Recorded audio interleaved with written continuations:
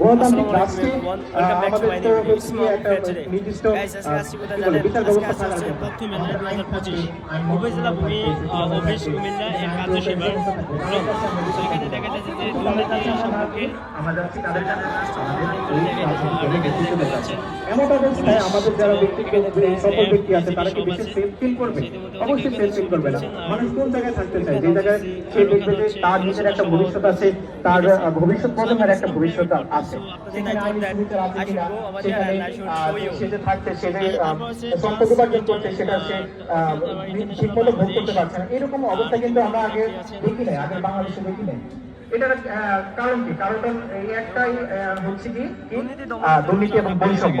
আমরা দেখেছি যে আমাদের সিভিল সোসাইটি পুরোপুরি ধ্বংস হয়ে গিয়েছে। আমরা দেখেছি যে আমাদের যারা বিজ্ঞ লোকজন আছেন, যারা বুদ্ধিজীবী আছেন, তারা কিভাবে হেনস্থার শিকার হয়েছে, কিভাবে তাদেরকে দিনে দুপুরে মারধর করা হয়েছে, আমরা তাও দেখেছি। আমরা দেখেছি যে ডক্টর ইউনূসের মতো একজন বিশ্বনন্দিত ব্যক্তি কিভাবে তিনি সরকারের রোষানলে পড়ে দিনের পর দিন এই যে আমাদের কি বলে কাঠগড়ায় দৌড়াদৌড়ি করেছেন। তো সেখানে আমাদের বলতে গেলে যে টোটালি কোনো সিভিল সোসাইটি ছিল না। এটা আমাদের দুর্নীতি বৈষম্য এবং এই কি বলে এই যে সমাজের অসভ্যতা, সেটা হচ্ছে প্রকটভাবে